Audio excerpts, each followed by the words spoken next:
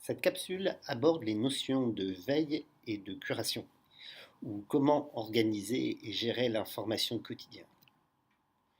Nous sommes tous submergés par l'information. On appelle même cela l'infobésité. Ça désigne la surabondance générée par la multitude de données qui nous parviennent en permanence. Pour éviter cela, il faut la traiter au fur et à mesure. Une première définition. La veille informationnelle est une activité organisée de collecte, de sélection et d'analyse de l'information dans le but d'alimenter les individus en informations pertinentes. Analyse, études, nouvelles, et cela de façon continue.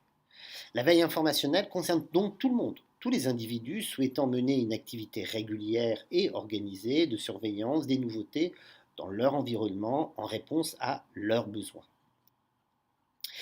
Le premier objectif de la veille, c'est de gagner du temps. Par exemple, en valorisant votre collecte d'informations, ça va nourrir votre réflexion au quotidien pour la préparation de vos cours, la création de bases documentaires avec vos apprenants, l'écriture d'articles, l'approfondissement de votre expertise. Et voilà comment procéder. Ça se déroule en 5 étapes.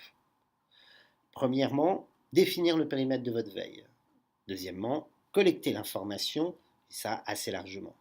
Troisièmement, qualifier l'information en la catégorisant.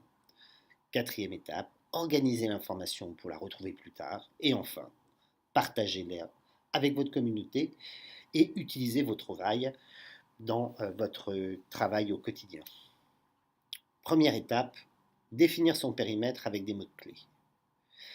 Définissez les mots-clés qui correspondent à vos centres d'intérêt. Dans un premier temps, limitez-vous à 3 mots-clés. Vous affinerez par la suite. Par exemple, on pourrait avoir comme mots-clés blended learning, pédagogie ou encore votre matière. Sur certains services comme Twitter ou Instagram, le dièse ou hashtag précède le mot-clé. Cela permet de faciliter la catégorisation de l'information. Deuxième étape, la collecte. 2 approches complémentaires permettent de collecter l'information. Vous allez chercher l'information, c'est la méthode Pool.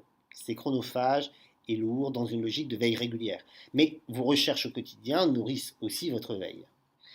L'information vient vers vous grâce à l'automatisation des tâches, newsletter, Google Alert, etc.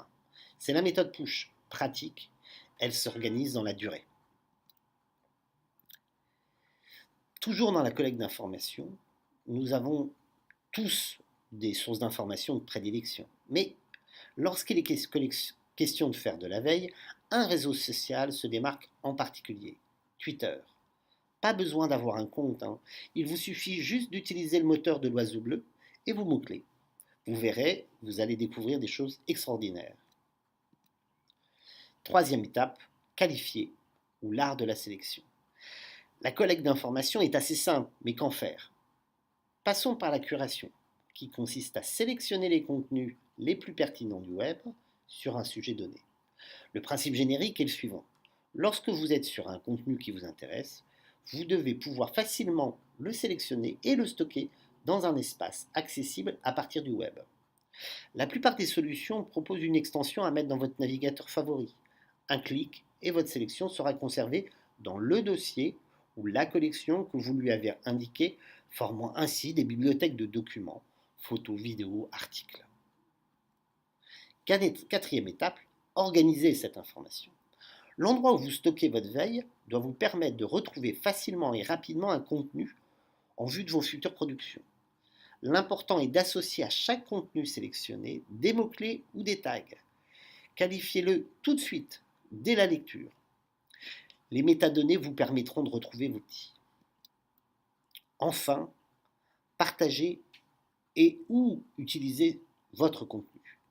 La veille est aussi un jeu collectif. Suivez les veilleurs sur les réseaux sociaux, vous gagnerez du temps. Partagez vos découvertes, c'est le meilleur moyen de vous enrichir du point de vue des autres, tout en enrichissant la communauté des veilleurs. Et repérez ainsi les signaux faibles comme les signaux forts. Bonne veille à tous.